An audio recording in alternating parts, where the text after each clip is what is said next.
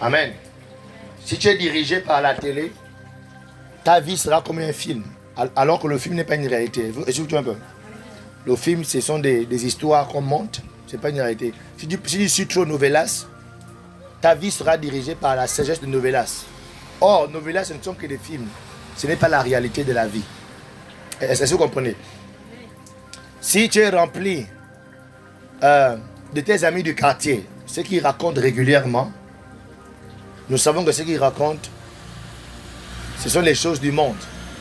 Et la Bible dit, n'aimez point le monde, ni les choses qui sont dans le monde. Si quelqu'un aime le monde, l'amour de Dieu n'est point en lui. Donc nous nous sommes appelés à être conduits par Dieu. Car il est écrit, ceux qui sont conduits par l'Esprit de Dieu, ce sont eux qui sont les enfants de Dieu. Amen. Ça veut dire que être conduit par l'Esprit de Dieu, c'est parce que tu es déjà rempli de l'Esprit de Dieu. Or, l'Esprit de Dieu a pour base dans une vie la parole de Dieu. L'Esprit de Dieu ne peut pas remplir une vie qui n'a pas la parole de Dieu. Est-ce que vous comprenez ça? Yes.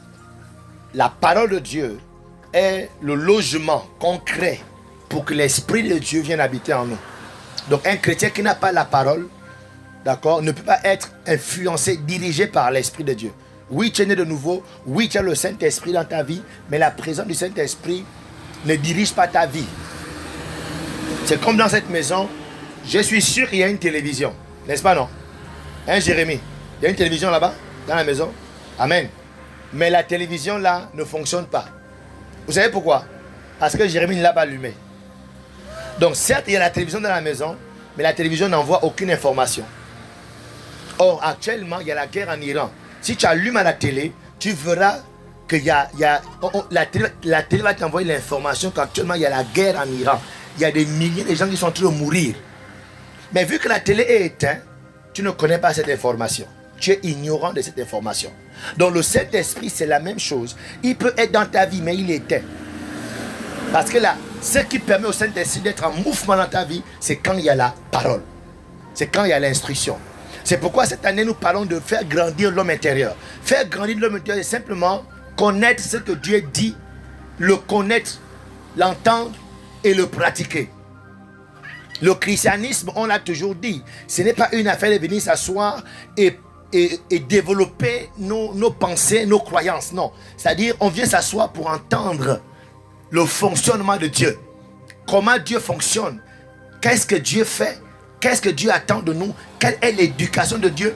Et de nous aligner à ça. C'est ça être chrétien. C'est pourquoi on vient à l'église. On ne vient pas à l'église pour regarder quelle est la belle fille de l'église. Quand dimanche dernier j'étais là-bas. Oh, la fille elle est jolie, donc je vais partir encore la voir. Dis à ton voisin. Bon, il n'y a que deux frères. Frère, on ne part pas à l'église pour voir la fille que tu as vue la dernière fois. On va à l'église pour entendre ce que Dieu a à te dire par rapport à ta vie, pour ton bonheur, pour ta sécurité, pour ta prospérité, pour ton salut. C'est pourquoi on doit écouter attentivement et prendre note et aller à la maison commencer à pratiquer ça. Parce que aussi longtemps tu n'es pas en train de pratiquer ça là, la Bible déclare que tu es comme un homme après avoir regardé le miroir, n'est-ce pas, dans son visage, quand il se tourne, il a oublié à quoi il ressemble. Personne ici ne sait à quoi il ressemble. N'est-ce pas? Non, tu as oublié. Le matin, tu te mérites. Mais est-ce que tu te rappelles à quoi tu ressembles actuellement? Qui se rappelle? Qui sait à quoi il ressemble? Tu sais? Hein? Maintenant, à chaque fois, pour te rappeler, tout le temps, il faut regarder le miroir. Là, tu te rappelles. Oh, donc je ressemble à ça. Oh, donc je suis vraiment vilain comme ça. Là. Oh. Donc j'ai des grosses oreilles comme ça. Là. Alléluia. Et la Bible dit que c'est comme ça. Ça dit, il y a des gens, peu importe ce qu'ils entendent de la parole de Dieu, quand vous ne pratiquez pas, c'est comme si vous n'avez jamais écouté ça. C'est ce qui explique que les gens font des années à l'église, mais leur chrétienté, ça dit c'est 0, 0, 0. Au point où les gens du quartier se posent la question, mais toi tu vas à l'église faire quoi même? Parce que normalement, les gens qui ne vont pas à l'église, ils savent. Donc quand on va à l'église, c'est pour aller adopter un genre de vie, un style de vie, un genre, hein? Une fonction, une façon de vivre. Alléluia. Mais ils sont surpris que toi tu vas à l'église tout le temps. Mais tu viens pour nous retrouver au quartier dans les Sissongo. Comment c'est possible? Dis à ton voisin, comment c'est possible?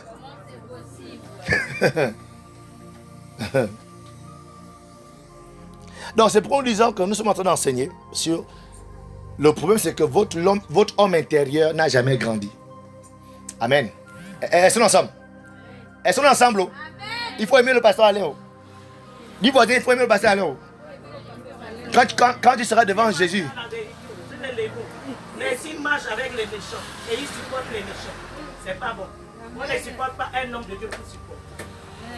L'homme de Dieu doit marcher dans l'esprit de Dieu. Moi, je suis la première à vous supporter. Amen. Elles sont pas acclamées pour elle. Acclamées pour elle.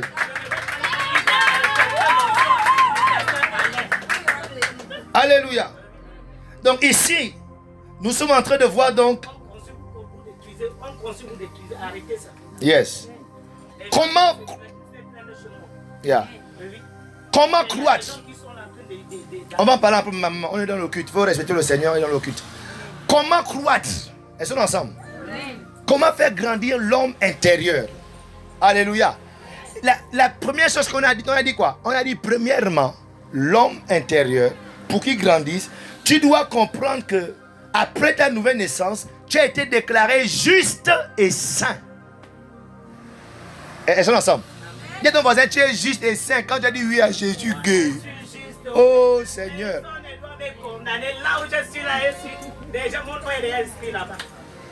Alléluia. Donc il est inadmissible pour moi et pour toi qu'on retourne encore dans la saleté parce que nous sommes déclarés justes et saints. Amen. C'est comme par exemple tu as un enfant. Hein, aujourd'hui, ceux qui ont les enfants à la maison, tu as un enfant de 2 ans. Hein, il y a Cathy, petite Cathy qui a un enfant, grande Cathy qui a un enfant. Vous voyez un peu non? Regardez-moi un peu non, les Cathy. Quand tu prépares l'enfant pour aller à l'école le matin, n'est-ce pas non? Ça dit souvent, je vois souvent ça à la maison, il y a beaucoup de choses. Il y a le goûter, il y a le laver ses habits. Tu vois un peu non? Donc première tâche, tu as fini de laver l'enfant. Tu vois un peu non? Donc le temps que l'enfant est dans la chambre, tu cours vite genre à la cuisine pour apprêter le goûter. Parce que tu sais qu'après tu vas l'habiller. Maintenant quand tu reviens, tu es surpris que l'enfant est allé jouer dehors, il a encore la boue au corps. Hein? Tu vas gronder l'enfant. Comment tu vas encore te salir? Alors que je t'avais déjà lavé. L'étape suivante, c'était de te revêtir, de t'habiller. Mais tu as encore retourné te salir. Comment? Tu devais rester propre. Donc, lorsqu'on est né de nouveau, le Seigneur nous a lavé de nos péchés. Nous avons été déclarés justes. C'est pourquoi nous ne devons plus aller plonger dans la boue parce que nous sommes déjà justes. Nous sommes déjà propres. Alléluia. Donc notre travail consiste à rester comment? Propre. Travailler à rester propre. C'est là où on parle maintenant de la sanctification. Notre rôle, c'est de garder ce que Christ a fait pour nous à la croix. Il nous a déclarés non coupables. Il a payé pour notre liberté. Il a subi pour cela. Mais dès qu'on a reçu ce salut, il attend de nous. C'est qu'on travaille à garder ça. C'est pourquoi l'apôtre Paul va dire, je travaille avec crainte et tremblement à mon quoi? Mon salut. Amen. Deuxièmement, ce sont les rappels. On a dit que vous devez comprendre que vous êtes né de nouveau. Vous êtes nouveau-né. Vous devez grandir dans la connaissance de Dieu. Alléluia. Yes. Donc, tu dois comprendre que tu es dans un processus, un programme. Dès que tu as dit oui à Jésus, ça ne s'arrête pas là. Tu n'es qu'au commencement. Donc, tu dois rentrer dans un programme d'enseignement, d'éducation. On doit te rééduquer. Ne reste pas dans ton coin et tu penses que tu vas vivre ta chrétienté, que tu vas développer dans ton cerveau. Alléluia. Dieu, il dit quoi? Dans Jérémie chapitre 3, verset 15, il a dit, je vous donnerai des bergers selon mon cœur qui vont vous paître avec sagesse et intelligence. Donc, tout ce que le Seigneur sauve, Dieu dit, il met devant toi les gens qui vont te paître. Le mot paître vient de former, nourrir, éduquer, enseigner. Donc le chrétien doit intégrer désormais dans son programme que parce que je suis né de nouveau, on doit me former, on doit m'enseigner sur la prière, on doit m'enseigner sur le jeûne, on doit m'enseigner sur le pardon, on doit m'enseigner sur la méditation de la Bible, on doit m'enseigner sur la sainteté, on doit m'enseigner sur les éléments du ciel. Elles sont ensemble. Ou bien on n'est plus là. Amen. Yeah. Donc, malheureusement, beaucoup de chrétiens, ils prennent l'église comme le Bouendé. Genre, on arrive, on fait juste un show. Et puis on rentre en transe. Et puis on rentre. Oh! Non! Dis à ton voisin, arrête ça. Alléluia. C'est pas une affaire de transe. C'est une affaire d'une nouvelle vie que le Seigneur nous donne. Et on doit grandir dans cette vie. Alléluia. Yes, on doit s'adapter à cette nouvelle vie. On doit nous rééduquer. Amen. On doit nous enseigner. Vous voyez, quand quelqu'un a été malade pendant plusieurs années, moi j'ai jamais vécu ça, mais il y a la phase qu'on appelle la phase de rééducation. N'est-ce pas, non? Amen. On t'amène chez un kiné, le kiné te fait faire des mouvements, allez, fais comme ça, allez. Ça fait mal, ok, fais comme ça, allez. On te rééduque parce que ton corps a perdu les réflexes. Donc on te rapprend. Donc quand tu deviens chrétien, tu dois comprendre que tu dois subir une rééducation. Amen. Troisièmement, on a dit que une fois né de nouveau, vous devez assujettir quoi? Votre chair. Amen. Votre chair, ce n'est pas le corps là, mais ce sont les choses qui sont dans votre âme. Amen. Et la Bible dit que la chair et ses œuvres, or les œuvres de la chair sont manifestes. Maintenant la Bible nous explique, quand on dit là, quelles sont les œuvres de la chair que tu dois assujettir. Premièrement, l'impudicité. Amen. L'impudicité. Regardez, excusez-moi, moi je n'aurais jamais peur de dire des choses comme ça. Ça c'est pour le salut. L'impudicité, quand tu es non marié et que tu couches avec une autre femme, c'est l'impudicité. Ce sont les œuvres de la chair. La Bible dit que c'est ce que la chair fait naturellement.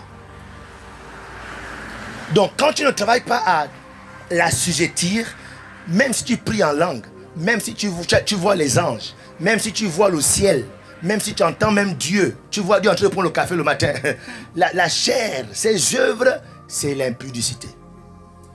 Et l'impudicité, c'est l'adultère, c'est la fornication. La fornication, c'est les rapports sexuels avec quelqu'un qui ne t'a pas encore épousé. La Bible dit quoi? C'est cela, ça c'est nature. Donc quand tu deviens chrétien et que tu veux grandir, tu dois comprendre que assujettir la chair doit être dans ton programme. Ça dit, ça va être un problème. Je dois assujettir la chair. Pas dire que non, Dieu me comprendra autant. Dieu comprend que sa parole. Dis à ton voisin, Dieu comprend sa parole. Il a mis sa parole au-dessus de lui. Amen. Donc, ça c'est l'information, amen. Maintenant, si tu te fâches, je ne sais pas pourquoi, tu vas te fâcher. C'est moi qui dis ça, c'est la Bible, non? Il faut que j'enseigne ça, non? Hein, Cathy? Voilà, maintenant chacun fait ce qu'il veut, amen. Alléluia. Ensuite, il dit quoi? La chair, c'est quoi encore? Il dit la chair, c'est aussi... Donc, dis à ton voisin, fais la guerre à l'impudicité. La façon que tu fais ça là, la façon que tu dis ça là, on dirait que tu fais pas la guerre. Je fais la guerre à l'impudicité. Yeah. Il parle de l'impureté. C'est-à-dire l'impureté, c'est aussi une œuvre de la chair. Lorsqu'on parle de l'impureté, bon c'est plus les jeunes, même les vieilles font, même les vieux et les vieilles font. L'impureté c'est aujourd'hui pour tout ce qui est masturbation. La masturbation c'est l'impureté. La pornographie, regardez les films pornographiques. Ça dit tu es là, tu te caresses dans la chambre à la douche. Pour le garçon tu dis à la douche. Pourquoi le savon de Maman B finit vite? À peine il a acheté le savon fini, pourquoi? Je suis comme Moïse. Voilà, ça c'est mon péché. Pourquoi il est dur? Pourquoi le jeune garçon dit à la douche comme ça là? Est-ce qu'il aime l'eau? Alléluia. Donc la masturbation, amen. La pornographie, c'est l'impureté. Regardez là, Dieu dans sa sagesse, il dit, c'est ce que la chair fait naturellement. Si tu veux grandir spirituellement, tu dois comprendre que tu dois rentrer dans un programme de combat contre ça. Ce ne sera pas facile, ce ne sera pas facile. Oh, yeah. C'est la vérité. Ce ne sera pas facile. Mais c'est juste que tu dois comprendre que c'est quelque chose que tu dois combattre. Est-ce que vous comprenez où je vous emmène? Je ne vais pas dire que non soyez parfait, mais je dis, sachez que ça là, vous devez combattre ça. Amen. Si tu veux grandir spirituellement. Ça veut dire quoi? Dès que tu vas décider de vouloir combattre ça, si toi avant tu te masturbais 4 fois par jour, amen. Toi tu vas diminuer à 1 fois par jour. Tu vois, non? Si toi tu te masturbes par exemple 2 fois dans le mois, ou bien 3 fois dans le mois, tu vas diminuer à 1 fois dans le mois. C'est déjà ça. C'est ça ensemble. Moi quand je me suis converti, le péché qui m'a tenu pendant longtemps, c'est la masturbation et la pornographie. Parce que j'avais compris que c'est fini avec les go. Ça c'était clair. Le message était trop clair. Voilà, que non, avec les go c'est fini. Et avec les go c'est un péché trop flagrant. Tu vois un peu non? Tout le monde sait que non, tu es dedans, c'est trop flagrant. Et là le péché qui m'a gardé longtemps, je me suis converti en 2009. C'est jusqu'en 2011, début 2012 que j'étais délivré. Donc 2009, 2010, 2011, 2 ans de chrétienté, j'étais à fond dedans.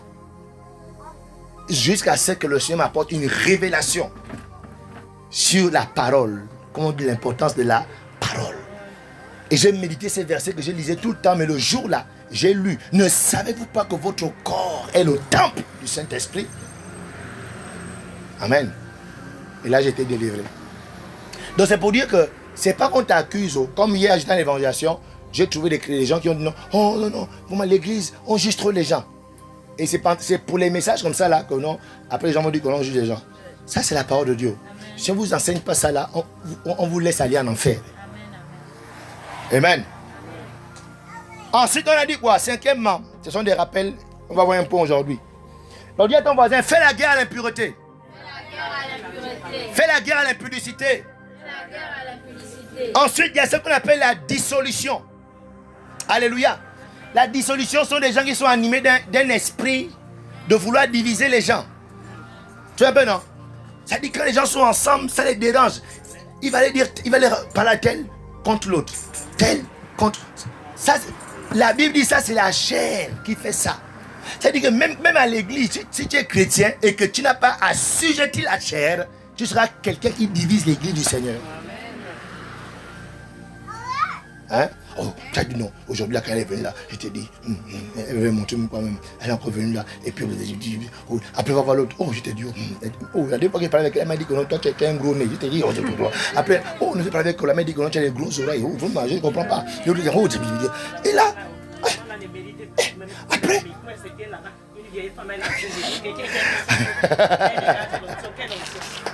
donc après quand ils se retrouvent, après qu'on se retrouve, ça dit on ne comprend pas les gens à la veille qui riaient bien, mais quand on se retrouve dimanche, chacun est dans son coin. Qu'est-ce qui s'est passé? La chair, dis-moi la chair. La chair s'est manifestée. Donc dis je fais la guerre à la dissolution. La guerre à la dissolution. Et ensuite, la Bible parle de l'idolâtrie. L'idolâtrie, c'est aussi la manifestation de la chair. C'est-à-dire, qu'est-ce qui prend la place de Dieu dans ta vie? Qu'est-ce qui a pris la place de Dieu? Il y a des gens qui s'aiment eux-mêmes plus que Dieu. Ils s'aiment eux-mêmes plus que Dieu. Ils aiment leur logique plus que la parole de Dieu. Ils aiment leurs principes plus que la parole de Dieu. C'est l'idolâtrie. L'idolâtrie, c'est pas toujours aller là-bas chez le charlatan et puis secouer la guitare. C'est pas toujours ça. C'est ça. Mais l'idolâtrie, c'est tout ce qui prend la place de Dieu dans ta vie. Tout ce qui est plus que Dieu dans ta vie. C'est que tu es l'idolâtrie de ça. Il y a des gens, leur idolâtrie, c'est leur enfant. Elle chérit trop son enfant. Et là, c'est plus que Dieu. Beaucoup de gens ont perdu leur enfant parce que Dieu a vu que non. Si tu es ma servante et que je vois que mon enfant a plus d'importance dans ta vie que moi, Dieu le prend. Un jour, il y a une femme de Dieu que Dieu appelait. J'ai lu cette histoire aux États-Unis. Elle était mariée, elle avait 4 enfants. Et Dieu l'a appelée à le servir. Et oh Seigneur, l'appel était évident et clair. Elle dit à Dieu, oh non Seigneur, tu comprends mes problèmes, je suis mariée, mes enfants, je ne peux pas. Oh, une fois, après un jour, bam, événement, c'est-à-dire en espace de 3 semaines. Elle a perdu 3 de ses enfants. Elle avait 4 enfants. Le premier, elle rentre le soir, on a fait la fièvre. Oh, donne les médicaments. Oh. Après, vers 1h, boum, ça monte juste à 42 de fièvre. Le temps d'aller à l'hôpital, vieux, l'enfant est mort sur la route. Les deux enfants là, je ne maîtrise pas trop, mais le troisième enfant, le père va prendre l'enfant à l'école. Tu vois? Le père va prendre l'enfant à l'école, il est en train de rouler. Il garde, l'enfant va acheter la glace. Donc le père dit à l'enfant qu'il va acheter. Donc quand l'enfant descend de la voiture, c'est une petite fille de 8 ans comme ça, pour aller acheter la glace, le père entend, boum! Bon, le père s'est dit que c'est un accident, quelque chose. Donc il trempe dans la voiture. Mais après, il voit les gens courir. Quand il descend comme ça, là, il voit les catères qui ont les trucs comme ça, les dents là. On appelle les catères là. Hein, le bulldozer. Caterpillar. Le caterpillar, on ne sait pas où il est sorti. Il est passé sur l'enfant et l'enfant était découpé en deux. Un morceau là-bas. Quand il voit c'est la tête de sa fille. Les yeux font comme ça là. Mais toute la partie là n'est plus. Et dès que la mère, on appelle la mère. Là, c'était son troisième enfant. Ta fille. Elle dit, dès qu'elle a reçu l'appel, et Seigneur, automatiquement, elle entend la même voix qu'il a appelée depuis. Et vous savez ce que la voix lui a dit? Qui veut connaître ce que la voix lui a dit? Qui veut connaître? La voix lui a dit, vas-tu enfin m'obéir? Non, vas-tu enfin répondre à mon appel? Elle s'est mise à genoux, prosternée, pleurer, dit, ok Seigneur, c'est bon, j'ai eu. Dieu t'envoie, Dieu tue les gens. Dieu tue les gens. Et Dieu tue. Surtout quand Dieu t'a appelé et qu'il y a une mission spécifique qu'il veut faire avec toi. Si quelqu'un est devant, il veut déranger, Dieu va tuer. De toute façon, c'est pour nous, la mort des êtres humains, c'est pour nous que c'est un drame. Pour Dieu, c'est pas un drame, amen. Même si tu meurs noyé, tu meurs dans le feu, pour Dieu, c'est pas un drame. Il récupère juste son esprit, alléluia.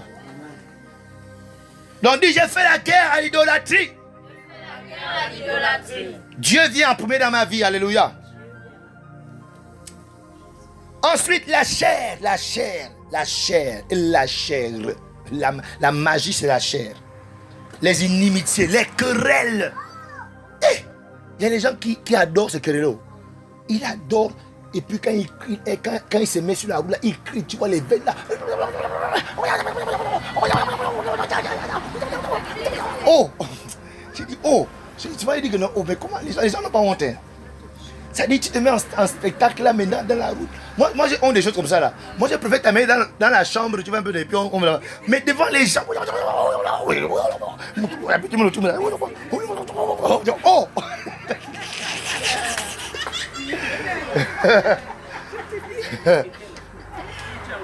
Regarde, c'est la chair. Regarde-moi la chair. C'est comme ça que la chair est. Amen. Donc, en tant qu'enfant de Dieu, c'est normal, c'est naturel. Mais on dit, hein, tu dois assujettir. Ne te donne pas un spectacle tout le temps comme ça là. Quand tu sens que ça monte, soit de retire-toi, va quelque part. Parce qu'il ne faut pas que tu laisses la chair prendre le dessus sur toi. Tu es enfant de Dieu. Tu es né de nouveau. Et quand on est de nouveau, on a sujetti la chair. Dis, je fais la guerre aux querelles. Alléluia. Elle va me sentir. Elle va voir les va me chauffer. Oh, mais la chair, tu es écrit en Christ. Est-ce qu'en Christ, on voit le bois? Quel bois tu te chauffes comment? En Christ, on n'a qu'un feu sur le Saint-Esprit. C'est quel bois que tu vas chauffer encore là? Alléluia. Wow. Moi, le message là pour moi est plus important que de vous expliquer les secrets des 10 étoiles de la planète Mars. Vous voyez un peu, non? Moi, ça c'est plus important. Amen. Parce que ça vous prépare à la rencontre de votre Dieu. Amen. Alléluia. Amen. Gloire à Jésus. Merci Seigneur. Donc dit, je fais la guerre aux querelles. Je fais la guerre à la jalousie. Eh Seigneur, la jalousie. Oh non, ça là, la jalousie. Ça dit, dès que tu vois quelqu'un a quelque chose que tu n'as pas, elle va montrer quoi? Oh. Non, regardez, c'est naturel. Hein. Nous tous là, on est souvent alimentés d'un sentiment de jalousie. Je dis, hein, c'est la chair. Tout ce que je suis en train d'énumérer là, je ne suis pas un ange. Moi aussi, je ressens ça. Eh bien, si vous comprenez. Mais sauf que je comprends que je dois, quand ça se manifeste, quand je vois l'autre, il réussit, l'autre, ça marche pour lui. J'ai un sentiment qui est net. Tu dis non, jamais. Tu mens, sentiment. Gloire à Dieu pour lui. Dieu aussi a pour moi un jour. Et j'acclame pour lui. J'apprécie pour lui. Ça dit, ce n'est pas facile. Souvent, tu fais semblant d'apprécier, mais tu forces parce que tu as assujetti la chair. Amen. Parce que c'est souvent la jalousie qui amène la sorcellerie. Pourquoi c'est elle? Pourquoi c'est chez elle qu'on doit faire l'église? Pourquoi c'est chez elle? Pourquoi c'est à elle qu'on donne le riz? Oh!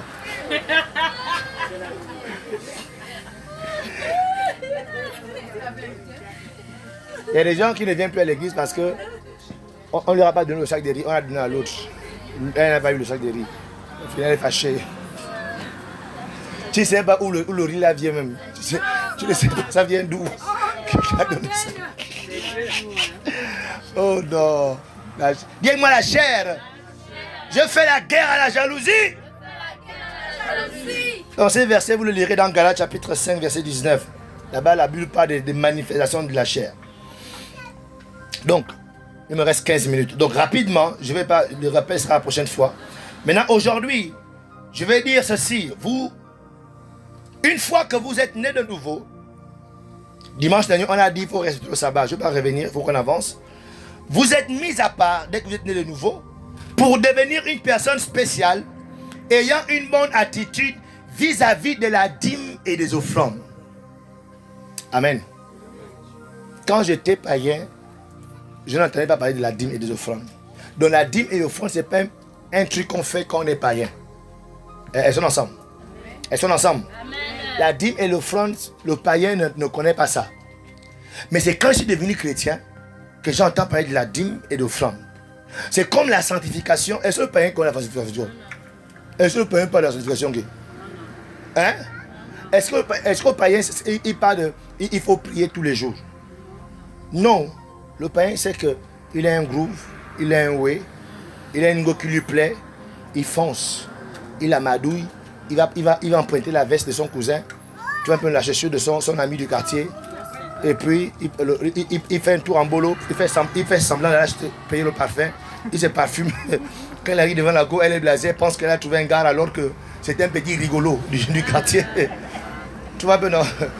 Et là, boum, elle met la grossesse, après, le frangin, il a disparu. ça c'est le monde. Alléluia. Ça, c'est le monde. Mais quand on est venu à l'église, on nous parle de la sanctification, de la prière, du jeûne, de la grâce de Dieu, de la bénédiction, de la foi. Mais il y a aussi, on nous parle aussi de la dîme. Amen. On nous parle aussi de l'offrande. Alléluia. Donc, le chrétien qui veut grandir, qui a pour ambition de se développer dans la foi chrétienne, il doit avoir une bonne attitude envers la dîme et l'offrande. Demande à ton voisin, quelle est ton attitude envers la dîme et l'offrande? Lorsqu'on dit prenons la dîme et l'offrande, que ressens-tu à l'instant T? Tout à l'heure, tu vas faire le test. Prenons nos dîmes et nos offrandes. Ce que tu ressens là, après tu vas nous témoigner. Tu vas comprendre que donner la dîme et l'offrande, c'est un combat spirituel. C'est pourquoi on doit enseigner dessus. Amen. Yeah, c'est comme marcher dans la sanctification, c'est un combat spirituel. Est-ce que vous comprenez, non? Yeah. Donc, l'attitude, tout enfant de Dieu doit avoir une bonne attitude. Tout chrétien qui veut grandir dans la marche avec Dieu doit avoir une bonne attitude envers la dîme et l'offrande. Malachie chapitre 3. Malachie 3, verset 10. Je ne vais pas trop le développer, le temps est arrivé. On va le poursuivre dimanche prochain. Il dit, apportez à la maison du trésor toutes les dîmes, afin qu'il y ait de la nourriture dans ma maison. Mettez-moi de la sorte à l'épreuve, dit l'Éternel des armées, et vous verrez si je n'ouvre pas pour vous les écluses des cieux, si je ne répands pas sur vous la bénédiction en abondance. Il y a une version qu'on appelle parole de vie, il dit ceci: apportez donc réellement le dixième de vos biens dans la salle du trésor. Donc, il dit réellement, parce que Dieu sait que les gens n'apportent pas tout. Il dit, apportez réellement, réellement le dixième, d'accord, de vos biens dans la salle du trésor, pour qu'il y ait toujours la nourriture dans le temple. Je l'affirme, moi, le Seigneur de l'univers. Vous pouvez vérifier que je dis la vérité. Vous verrez alors que j'ouvrirai pour vous j'ouvrirai pour vous. Je vois Dieu ouvrir pour toi. Je vois Dieu ouvrir une porte pour toi. Je vois Dieu ouvrir le ciel pour toi. Je vois Dieu ouvrir les portes d'emploi pour toi. Il dit, j'ouvrirai pour vous les réservoirs d'eau du ciel. Et que je vous couvrirai de bienfaits abondants. Alléluia. Donc ici, donner la dîme et les offrandes est la grande différence qui existe entre le croyant et le non-croyant. Est-ce le train? C'est le train. Hein? C'est le... Oui. Parce qu'il y a... Est-ce que vous savez qu'il y a les chrétiens qui prient?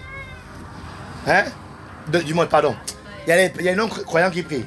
Ils croient en Dieu à leur façon, ouais, peu non. Mais ils ne donnent pas leur dîme. Donc, quand le chrétien donne, quand tu es fidèle à ta dîme et à tes offrandes, c'est une grande différence que tu marques entre le croyant et le non-croyant. Amen.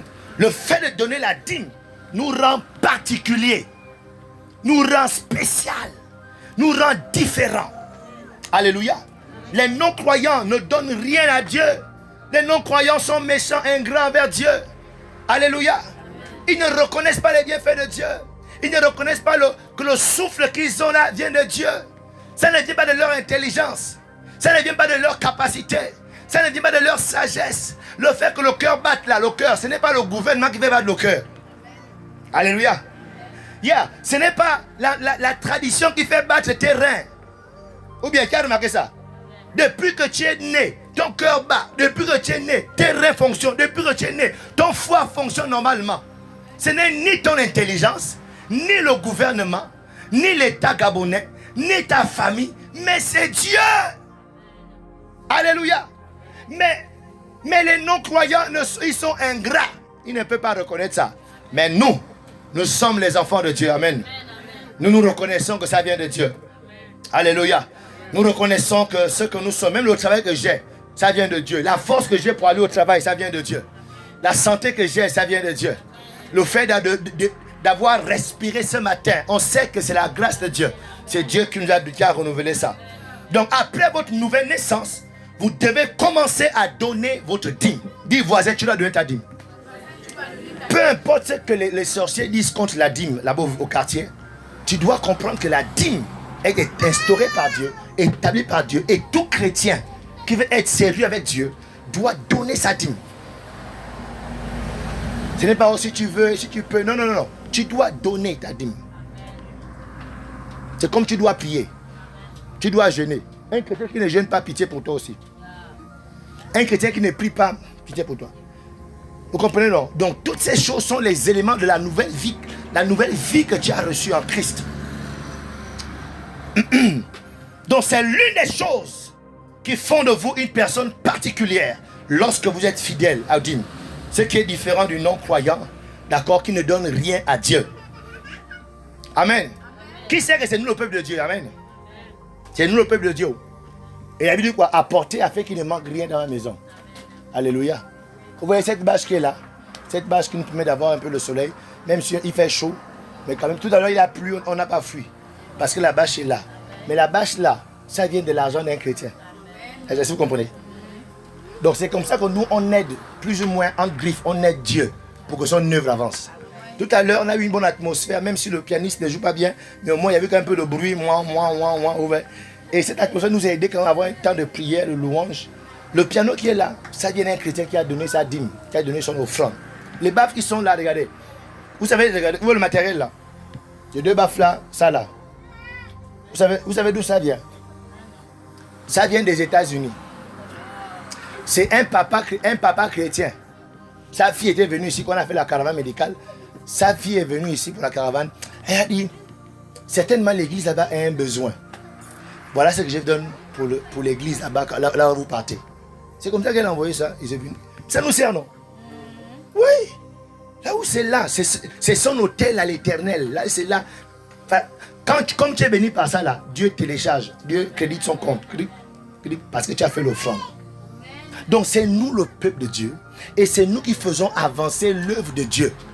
Et Dieu dit quoi? Avec vos dîmes et vos offrandes, apportez-les afin qu'il ne manque rien dans la maison. Autrement dit, le chrétien qui ne respecte pas ça, le chrétien là est en train de vouloir boycotter l'œuvre de Dieu. Il est en train de vouloir détruire la maison de Dieu. Et il dit quoi? C'est lui qui détruit ma maison. Qu'est-ce que je ferais? Je le détruirai lui-même. Demande à ton voisin, quelle est ton attitude envers la dîme? Il y a des gens qui ont développé les techniques. À l'époque, moi j'avais cette technique-là. À l'époque, quand j'étais encore un peu païen. Offrande, je connaissais déjà quand c'était 1000 francs ou 500 dans la poche. Tu connais un peu l'épaisseur de 500 déjà. Tu vois. Donc avec les doigts, tu as développé l'art de savoir quel est 500 et quel est 1000 francs. Et là, tu as tapé 1000 francs, bon, mais puis tu es là. Après, tu as un coup de pour te rassurer quand même. Pendant au moins 3 ans, j'ai donné que 500 à l'église, 500 comme offrande. Même si j'ai l'argent, 500 c'est mon offrande. C'est juste l'ignorance. Ça dit, on se dit que la maison de Dieu n'a besoin de rien. Alors que quand tu viens là, tu écoutes le message, tout ce qui est là, c'est l'argent des chrétiens. Donc tu dois comprendre que, et la Bible dit, apportez dans ma maison, d'accord, afin qu'il ne manque rien. Donc, normalement, le chrétien qui est sérieux, quand il va donner son offrande à l'église, il va se rassurer que l'argent que je vais donner là, ça va faire quelque chose. Ça peut répondre à un besoin dans la maison de Dieu. Mais pendant 3 ans, le frère, 500 offrandes. Et un jour, quelqu'un m'a donné la révélation de 500. Qui veut connaître la révélation de 500? Oh, personne ne connaît la révélation de 500. Quand tu vois le billet de 500, je ne sais pas s'ils ont changé, en tous les anciens billets de 500, dans ces billets-là, c'était écrit cabine bébé. Cabine bébé. Donc, je dis que, oh, l'on a donné à Dieu les cabines bébés. Amen. Donc, même le monde, les hommes, ils disent que 500, c'est le cabine bébé. Ils ont écrit sur le billet. Si tu vois, va regarder l'ancien billet, tu sais le lire là, c'est écrit quelque part cabine bébé. Amen. Gloire à Dieu. On est en train de terminer ce matin. Donc c'est nous qui devons nous rassurer que la maison de notre Dieu ne manque de rien. Alléluia. Yes. Ce que Dieu a commencé, notre Dieu est le Dieu des œuvres achevées. Amen. Lorsque Dieu commence quelque chose comme cela, Dieu achève toujours. Amen. Même si ses voies sont insondables. Amen. Ça peut faire comme ça là. Mais quand Dieu a commencé quelque chose, ça va l'achever. Et il y a une grande église Foursquare en comptant que Dieu est en train de bâtir. Grande église. Parce que la ville va se déporter ici là. Grande église. Et tu dois être fier que tu fais partie des piliers. Amen. Yeah. Et quand Dieu a commencé, ça ne peut plus s'arrêter. Le plus dur c'est de commencer. Mais dès que ça a commencé, c'est fini. Parce que Dieu est le Dieu des œuvres achevées. Il est l'alpha et l'oméga. Alléluia. Gloire à Dieu. Gloire à Dieu. Donc si les non-croyants disent qui est Dieu, hein, qu'est-ce qu'il a fait pour moi? Si le païen dit ça, je travaille dur pour gagner ma vie. Pourquoi amener mon argent à l'église? C'est pourquoi il nous insulte dans les réseaux sociaux. Hein, vous les chrétiens là, vraiment, on vous bouffe. On vous escroque. Hein? Qui a entendu ça déjà? On vous escroque. Hein, les pasteurs là, ils roulent dans les grosses voitures. Toi, tu as 500 pour... Eh Seigneur. Hein? Pardon, moi je m'en fous de vérité. Moi je reste sur ce que la Bible dit. Que vérité ou pas. Amen. La vérité n'exclut pas ce que Dieu a dit. Amen. Quel est l'homme qui va définir ta vie? C'est la parole. C'est la parole que nous devons obéir. Même si c'est un démon, même si c'est un satan. Quand tu sais que moi je donne à Dieu, c'est à lui de mettre la justice, mais toi tu fais déjà la volonté du Seigneur. Alléluia. Donc, ce que les gens font, parce que la vérité c'est que même le Seigneur Jésus qui s'est dit, hein, les loups vont rentrer dans la bergerie. Mais est-ce que ça annule le fait qu'on doit donner l'offrande? Est-ce que ça annule le fait qu'on doit donner la dîme? Est-ce que ça annule le fait qu'on doit aller à l'église? Il y a des gens qui ne vont plus dans les églises. Oh non, l'église, il y a toute l'hypocrisie. Oh. donc, parce qu'il y a l'hypocrisie, que l'église doit s'arrêter. Il dit que les loups sont parmi vous. L'église, ce ne sont pas les anges qui sont là-bas. C'est pourquoi on enseigne sur la jalousie. Parce que les gens continuent la jalousie. On enseigne sur l'impudicité. Parce que dans l'église, les gens continuent l'impudicité. On continue à enseigner pour sauver les sauvables. Amen. Ceux qui se perdent, se perdent. Donc, effectivement, il y a de la vérité. Il y a il y a les loups, il y a les vampires, il y a les pasteurs vampires, pasteurs loups. Beaucoup de pasteurs sont des fémans qui n'ont pas grandi tout ce temps dans l'église. Ils ont appris à chanter, ils ont appris à jouer des instruments, il a appris à parler, mais son cœur n'a jamais été transformé. Amen. Et là, il ouvre une église juste pour gagner l'argent. Il ouvre une église juste pour enceinter les chantres à l'église. Alléluia. Yeah. Est-ce que ce qu'eux ils font là veut dire que l'église est morte? Non, l'église vit toujours. Alléluia. Yes. Et Dieu a toujours un faible reste. Même quand tout le monde est corrompu, il y a toujours un faible reste. Et je prie que tu sois ce faible reste au nom de Jésus. Que tu ne te laisses pas emporter par ces fausses personnes au nom de Jésus. Yeah. Comme il y a eu j'étais à l'évangélisation, je suis rentré, il y avait dans un salon de coiffure, il y avait une affaire de 13 jeunes femmes comme toi, comme ça, là, jeunes femmes. Elles se faisaient belles et tout. Et je commençais à prêcher. Et il dit, oh, moi, tout quoi? Moi, je n'ai pas pris l'église là. Je reste dans la maison, moi, je fais mes choses à la maison. La belle église, on juge trop les gens. Bon, pour elle, c'est le jugement. J'espère que c'est le jugement qu'on lui a dit. Donc, au nom de ça, et j'ai dit, c'est dimanche, j'ai dit c'est rien, que les gens cherchent des bonnes raisons pour s'écarter de Dieu. C'est comme quelqu'un, tu n'as rien foutu toute l'année scolaire. Ouais, peu non. Hein? Maintenant, on te dit lundi, c'est le bac. Toi, tu sais que tu n'as rien foutu. Mais il faut que les parents soient convaincus que tu as échoué à cause de quelque chose. Alors dimanche, tu vas aller expressément boire le vin toute la nuit. Et tu vas rentrer là bourrer lundi. Oh, Anzon, comment tu t'appelles? Vivian. Hein? Vivian. Ton nom de famille? Bilambi. Bilambi. C'est un Bilambi. Ah, un Bilambi. Toi, tu es quel enfant inconscient? Tu as le bac, tu vas boire le vin, mon Dieu, l'enfant là. La maman va pleurer. Et là, maman dira que non, mon fils n'a pas eu le bac. Vraiment, c'est un inconscient parce qu'il allait boire le vin. C'est faux. L'enfant a voulu trouver une bonne excuse. Depuis toute l'année, il n'a rien foutu. Il lui fallait trouver une bonne excuse qui dira qu'il a échoué parce qu'il allait boire le vin, alors que ce n'est pas ça. Ouais, ben non. Donc aujourd'hui, les gens, les chrétiens, ils cherchent de bonnes excuses pour refuser Dieu. Au fond, ils ne veulent pas Dieu. Ils ne veulent pas la maison de Dieu. Alors ils cherchent le mauvais pasteur, le mauvais chrétien. Oh voilà, le mauvais chrétien. Moi, je peux rester à la maison. Vraiment, les mauvais chrétiens là, vraiment. Les mauvais pasteurs, les mauvaises églises. C'est toi qui ne veux pas Dieu. Laisse les mauvais pasteurs tranquilles. Laisse les mauvais chrétiens tranquilles. C'est toi qui ne veux pas Dieu, tu as refusé Dieu. Et comme tu as refusé Dieu, Dieu aussi te refuse. Alléluia. Et fais ta vie tranquillement. Et rendez-vous le jour là.